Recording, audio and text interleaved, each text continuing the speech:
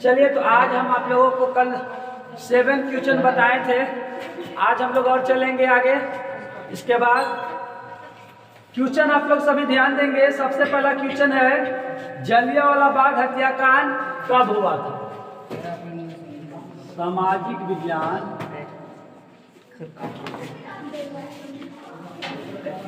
पहला क्वेश्चन, जलियांवाला बाग हत्याकांड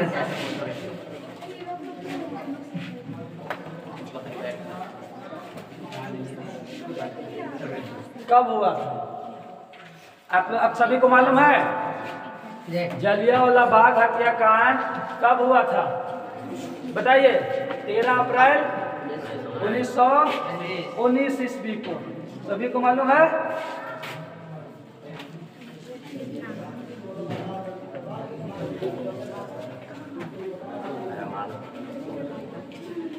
आप सभी देखे होंगे कि 13 अप्रैल 1919 ईस्वी को जलियांवाला बाग हत्याकांड हुआ था। ये अमृतसर, एक दिल्ली का अमृतसर जगह है, वहाँ पे ये हत्याकांड हुआ था। ठीक है, वहाँ पे एक मेला लगा था और मेला लगा हुआ में वहाँ का जो इस देश का जो उस वक्त जनरल डायर था, उस जनरल डायर ने वो बैसाखी मेला लगा था। बैसाखी मेला में सारे लोगों को एक ही मेला में बंद करके और उनको मतलब गोली चलाने की आदेश दे दिया था और सभी को गोली चलाकर सभी लोगों को जान मरवा दिया था। तो ये आपको अगर आपको एग्जाम में अगर पूछा जाएगा कि जलियांवाला बाग हत्याकांड कब हुआ था, तो आप इसका आंसर दे दीजिएगा 13 अप्रैल 1919 ईस्वी को जलियांवाला बाग हत्याकांड हुआ था। दूसरा क्वेश्चन इसी रिलेटिव है कि जलियांवाला बाग हत्याकांड किस अंग्रेज अधिकारी ने किया था? जलियांवाला बाग हत्याकांड किस अंग्रेज अधिकारी द्वारा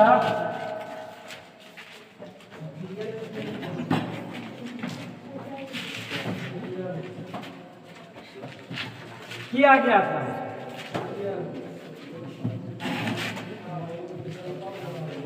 किया गया था।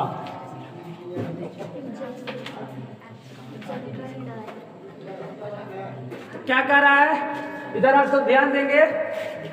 जलियांवाला बाग हत्याकांड किस अंग्रेज अधिकारी द्वारा किया गया था? तभी तुरंत हम आप लोगों को बताएं कि ये जलियांवाला बाग हत्याकांड हुआ था। ये अमृतसर एक जगह था, वहाँ पे बैसाखी मेला था। जनरल डायर ने ये सभी अपने सैनिकों को, सभी अपने पुलिसों को आदेश दिया था कि सभी लोगों को चारों तरफ से गेट को बंद करके और दीवार पे जो आपका बाउंड्री था, उस बाउंड्री के दीवार पे सभी सैनिकों को खड़ा करके और उसमें सभी को गोली चलाने का आदेश दे दिया था।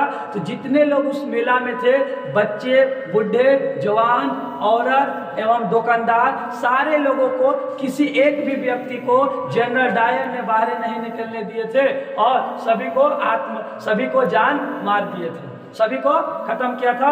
ये सबसे बहुत ही, इसका दूसरा नाम खूनी आंदोलन, खूनी आपको आंदोलन भी कहा जाता है, यानी खूनी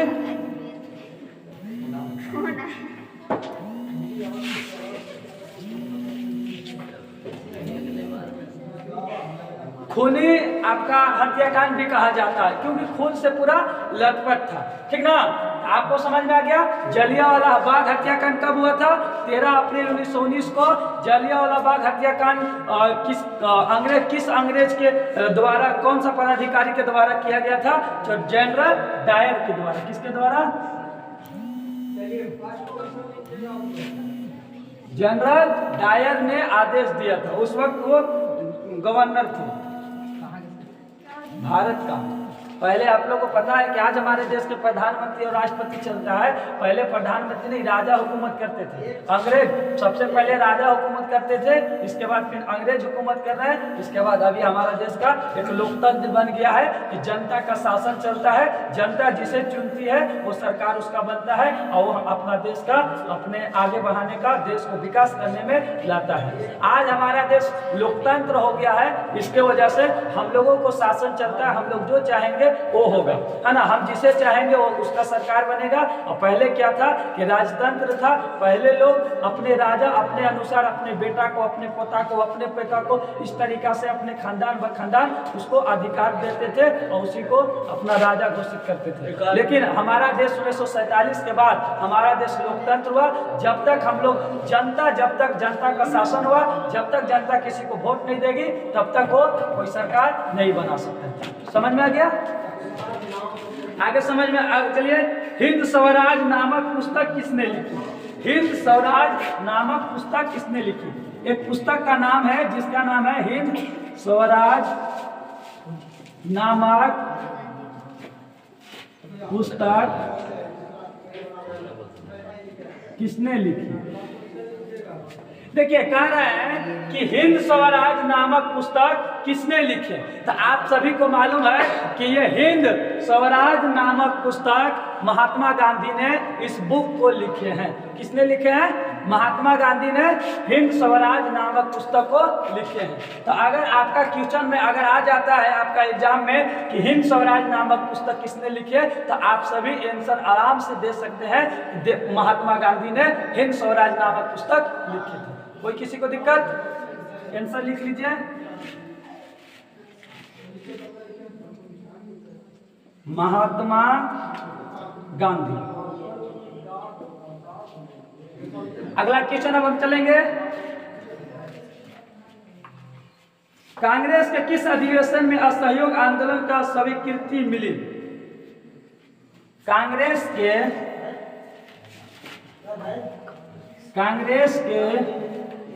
किस अधिवेशन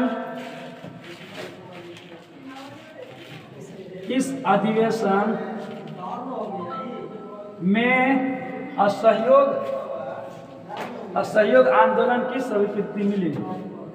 कांग्रेस के किस अधिवेशन में असहयोग आंदोलन की स्वीकृति मिली? क्वेश्चन सुन ध्यान से आप पढ़ लीजिए इसको और सुनिए। कांग्रेस के किस अधिवेशन में असहयोग आंदोलन की स्वीकृति मिली? तो कांग्रेस के किस अधिवेशन में मिला?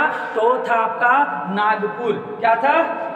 नागपुर अधिवेशन, जो कांग्रेस का एक अधिवेशन यानी सम्मेलन हुई थी, है ना, उसमें नागपुर में अधिवेशन का असहयोग आंदोलन करने का स्वीकृति मिला था कि आप असहयोग आंदोलन कर सकते हैं। ठीक है, तो कहाँ अगर आपका क्वेश्चन आएगा कि कांग्रेस के किस अधिवेशन में असहयोग आंदोलन की स्वीकृति मिली, तो आपको डायरेक्ट जवाब दे देना है कि यह अधिवेशन नागपुर में मिला था। कहाँ मिला था? नागपुर में। फिर इसको हम दोबारा समझाने का प्रयास करेंगे, आप सभी इधर ध्यान देंगे। पहला क्वेश्चन आपका है जलियांवाला बाग हत्याकांड कब हुआ था? जैसे ही आपका एग्जाम में अगर क्वेश्चन आएगा कि जलियांवाला बाग हत्याकांड कब हुआ था, तो आपको आंसर दे देना है 13 अप्रैल 1919 ईस्वी को जलियांवाला बाग हत्याकांड हुआ था। दूसरा क्वेश्चन, जलियांवाला बाग हत्याकांड किस अंग्रेज अधिकारी द्वारा किया गया था? कौन सा उस वक्त भारत का अंग्रेज था जो कि उसके द्वारा किया गया था? यानी कौन आदेश दिया था अंग्रेज कि सभी को गोली चला दो, सैनिकों को कौन आदेश दिए थे? तो आपको पता है जनरल डायर ने, सभी उस वक्त जनरल डायर अधिकारी थे, जनरल डायर ने ऑर्डर दिए थे कि सैनिकों को गोली। इसके बाद हिंद स्वराज, क्या है? हिंद स्वराज नामक पुस्तक किसने लिखे? हिंद स्वराज नामक पुस्तक किसने लिखे? तो आपको डायरेक्ट आंसर देना है कि महात्मा गांधी ने हिंद स्वराज नामक पुस्तक लिखी थी। अंग्रेजों के किस अधिवेशन में असहयोग आंदोलन की स्वीकृति मिली? तो अंग्रेज किस अधिवेशन असहयोग आंदोलन की स्वीकृति मिली? तो नागपुर में मिली। कहाँ मिले? नागपुर के अधिवेशन में इसको मिला। चलिए, तो अभी हम आप लोगों को 4 क्वेश्चन लिखवा दिए, 5वां क्वेश्चन हम लिखा रहे हैं। देखिए, अगला क्वेश्चन आप सभी का है कि सनातनी कौन थे? सनातनी कौन थे? सनातनी कौन थे? सनातनी कौन थे? तो आप सभी को मालूम होना चाहिए कि सनातनी उच्च जाति के हिंदू को सनातनी कहते थे। उच्च जाति को हिंदू को सनातनी कहते थे। सारे यहाँ पे बच्चे आए होंगे, आप लोग को भी मालूम होगा। तो सनातनी कौन थे? अगर आपसे क्वेश्चन पूछ दिया जाए कि सनातनी कौन थे, तो सनातनी का जवाब देना है उच्च जाति के हिंदू। उच्च जाति का हिंदू, उच्च जाति का हिंदू। उच्च जाति का हिंदू को हम लोग सनातनी कहते थे। सनातनी, हम अगर आपसे एग्जाम में क्वेश्चन पूछ दे सनातनी कौन थे, तो डायरेक्ट आपको एग्जाम दे देना है कि उच्च जाति का हिंदू। उच्च जाति का हिंदू को हम सनातनी कहते हैं। कोई दिक्कत किसी को?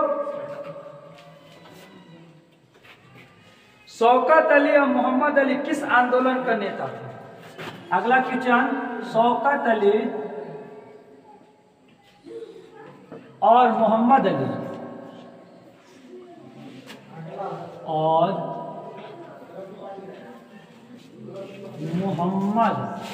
अली किस आंदोलन का नेता थे?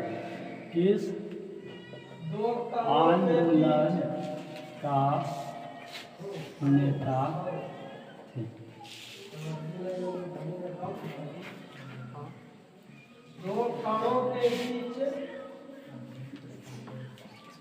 क्या कर रहे हैं आप सभी इधर ध्यान देंगे।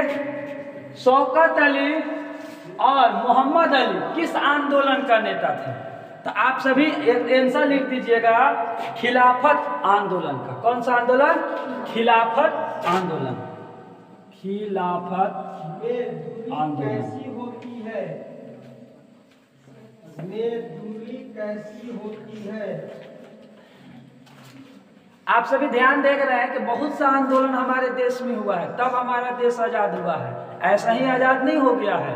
तो सभी आंदोलन किए, तो सब अपना अपना अलग अलग लोग आंदोलन किसी किसी का आंदोलन किए हैं। तो अगर आपको क्वेश्चन आ जाए कि शौकत अली और मोहम्मद अली किस आंदोलन का नेता थे, तो आपको आंसर दे देना है कि खिलाफत आंदोलन का नेता ये दोनों थे। ये शौकत अली और मोहम्मद अली ये दोनों एक साथ आंदोलन किए थे। इस एक साथ दोनों मिलकर आंदोलन को आगे बढ़ाने का काम किया था। तो आपसे क्वेश्चन पूछ दिया जाए कि शौकत अली और मोहम्मद अली ये दोनों व्यक्ति किस आंदोलन का नेतृत्व किए थे, किस आंदोलन ये आंदोलन का कौन नेता था, तो आपको आंसर दे देना है कि खिलाफत आंदोलन। इसी का उल्टा क्वेश्चन आपसे पूछा जा सकता है कि खिलाफत आंदोलन का नेता कौन थे? खिलाफत आंदोलन का नेता कौन थे? तो आपको उल्टा ही जवाब दे देना है। अभी पूछा गया है क्वेश्चन कि शौकत अली मोहम्मद अली किस आंदोलन का नेता थे, तो खिलाफत आंदोलन। अगर आपसे क्वेश्चन पूछ दिया जाए कि खिलाफत आंदोलन का नेता कौन थे, तो आपको जवाब दे देना है शौकत अली और मोहम्मद अली। क्वेश्चन एक ही है। आप जब एग्जाम देते होंगे तो क्वेश्चन जैसा आप पढ़े रहते हैं वैसा ही क्वेश्चन रहता है, लेकिन फर्क कुछ उल्टा पुल्टा करके दे दिया जाता है ताकि बच्चे को समझ में ना आए, है ना। और जो अच्छे से समझ जाते हैं उसे कोई दिक्कत नहीं होता है, लेकिन जो अच्छे से नहीं समझ पाते हैं, जो सिर्फ रट कर जाते हैं एग्जाम देने, उनको परेशानी झेलनी पड़ती है और वो गलत आंसर देकर आ जाते हैं। लेकिन जब आप अच्छे तरीके से समझ जाइएगा तो आपको गलत कभी होगा नहीं, ठीक ना। अभी हम आपको समझा दिए कि शौकत अली और मोहम्मद अली किस आंदोलन का नेता थे, कि खिलाफत आंदोलन। और अगर क्वेश्चन उल्टा करके पूछ दिया जाए कि खिलाफत आंदोलन किस खिलाफत आंदोलन का नेता कौन थे? तो आपको आंसर दे देना है शौकत अली और मोहम्मद अली। चलिए अगला क्वेश्चन।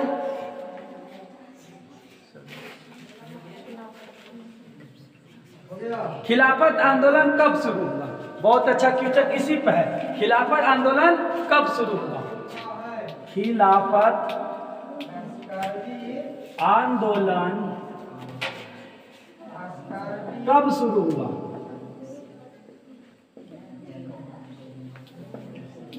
कब शुरू हुआ? देखिए क्या कह रहा है कि शौकत अली और मोहम्मद अली खिलाफत आंदोलन किए थे, तो कब किए थे? खिलाफत आंदोलन शुरू कब हुआ था? तो आप सभी का अगर क्वेश्चन आ जाएगा कि खिलाफत आंदोलन कब शुरू हुआ, है ना, तो आप आंसर दीजिएगा 1921 ईस्वी को खिलाफत आंदोलन शौकत अली और मोहम्मद अली ने किए थे। कब किए थे? 1921 ईस्वी को। कितना ईस्वी को? 1921 ईस्वी को खिलाफत आंदोलन शुरू हुआ और शुरू करने वाला व्यक्ति का नाम शौकत अली और मोहम्मद अली था। कोई दिक्कत किसी को? अगला क्वेश्चन ध्यान देंगे।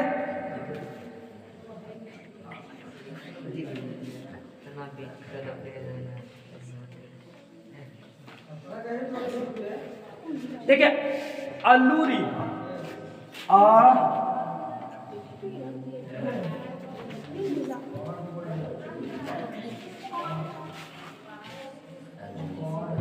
अल्लूरी सीताराम राजू जाने जाते हैं।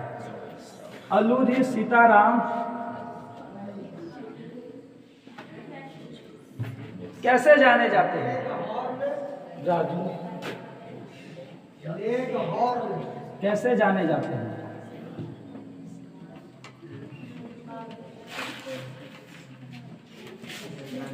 अल्लूरी सीताराम राजू कैसे जाने जाते हैं? ये अल्लूरी सीताराम राजू कैसे जाने जाते हैं, इनका नाम है, इन लोग कैसे इनको लोग पहचानते हैं, उसके बारे में कहा रहा है। तो आप सभी ध्यान देंगे कि आंध्र प्रदेश के सशक्त जनजाति विद्रोह के नाम पर अल्लूरी सीताराम राजू जाने जाते हैं।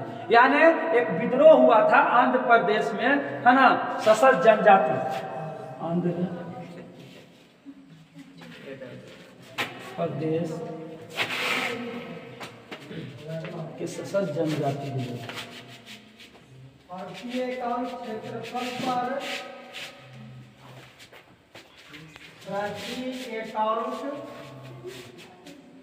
क्षेत्रफल पर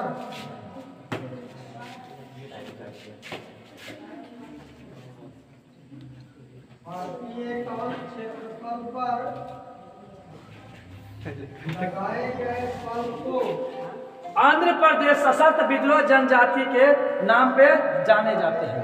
ठीक ना, याद रखिएगा। अल्लूरी सीताराम राजू कैसे जाने जाते हैं? तो अल्लूरी सीताराम राजू, है ना, आंध्र प्रदेश में एक सशक्त विद्रोह हुआ था जनजाति का, उसके वजह से इन्हें जाने जाते हैं। ठीक है ना, आप आंसर लिख दीजिएगा कि अल्लूरी सीताराम राजू कैसे जाने जाते हैं। तो आंध्र प्रदेश में सशक्त विद्रोह का, जनजाति का विद्रोह हुआ था, उसके वजह से जाने जाते हैं। इसको उल्टा लिखा गया है, आप सभी ध्यान देंगे। पहले लिख देंगे जनजाति, इसके बाद लिखेंगे विद्रोह।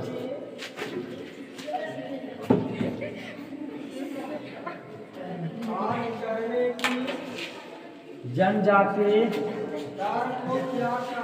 विद्रोह। आंध्र प्रदेश के सशक्त जनजाति विद्रोह को नाम से अल्लूरी सीताराम राजू जाने जाते हैं। कोई दिक्कत किसी को? Last question. England immigration act कब पारित हुआ? इंग्लैंड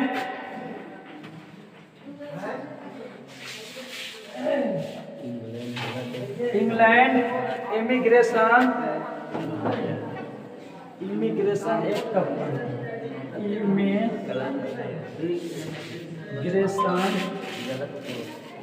एक्ट कब पारित हुआ?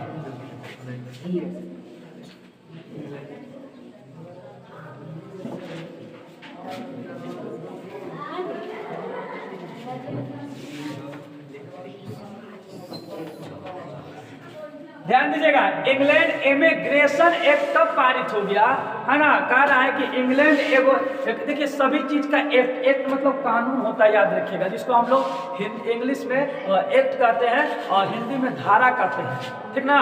तो इंग्लैंड इमिग्रेशन धारा कब पारित हुआ, या इसको हम कह सकते हैं कि इंग्लैंड इमिग्रेशन एक्ट कब पारित हुआ। तो ये इमिग्रेशन एक्ट जो जैसे रोलेक्ट एक्ट था, है ना, तो उसी तरीका से इंग्लैंड में इमिग्रेशन एक्ट पारित हो गया। तो आपको अगर क्वेश्चन आएगा इस तरीका से तो आंसर देना है कि 1859 ईस्वी को इंग्लैंड इमिग्रेशन एक्ट पारित हुआ था। कब पारित हुआ था? 1859 ईस्वी में इंग्लैंड इमिग्रेशन एक्ट पारित हुआ था। कोई दिक्कत? चलिए हम बारी से फिर दोबारा समझाने का प्रयास करेंगे, सभी लोग इधर ध्यान देंगे। सनातनी कौन थे? तो सनातनी हम उसको कहते हैं जो उच्च जाति हिंदू में, उच्च जाति हिंदू का जो उच्च जाति होता है उसे हम सनातनी कहते हैं। क्या कहते हैं? सनातनी। सभी को समझ में आ गया? कोई दिक्कत किसी को? अब आगे ध्यान दीजिए इसमें कि शौकत अली और मोहम्मद अली किस आंदोलन का नेता थे। तो आपको कह रहे हैं कि शौकत अली और मोहम्मद अली किस आंदोलन का नेता थे? तो खिलाफत आंदोलन का नेता थे। आपको हम फिर समझाए थे कि अगर इस तरीके से दोबारा क्वेश्चन पूछ दिया जाए कि खिलाफत आंदोलन का नेता कौन थे, तो शौकत अली और मोहम्मद अली कह देना है ना, आंसर दे देना है। कोई दिक्कत?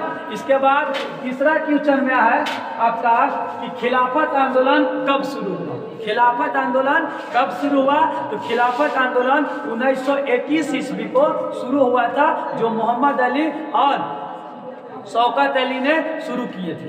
इसके बाद है आपका अलूरी सीताराम राजू कैसे जाने जाते हैं? तो आंध्र प्रदेश के सशस्त्र जनजाति विद्रोह हुआ था, उस वक्त से अलूरी सीताराम राजू जाने जाते हैं, है ना। कभी कोई विद्रोह होता है तभी कोई जानते हैं, जैसे महात्मा गांधी अनेक प्रकार का विद्रोह किए तो महात्मा गांधी के बारे में जाना गया। अभी खिलाफत आंदोलन शौकत अली और मोहम्मद अली ने किए तो उसके बाद उनसे नाम से जाना, उसीलिए अलूरी सीताराम राजू को, है ना, आंध्र प्रदेश सशस्त्र जनजाति विद्रोह हुआ था, उस वक्त से उनको जाना जाता है। इंग्लैंड इमिग्रेशन एक्ट कब पारित हुआ? इंग्लैंड इमिग्रेशन एक्ट कब पारित हुआ? तो 1859 ईस्वी को पारित हुआ था। कितना ईस्वी को पारित हुआ था? 1859 ईस्वी को पारित हुआ था। इंग्लैंड इमिग्रेशन एक्ट 1859 ईस्वी को पारित हुआ।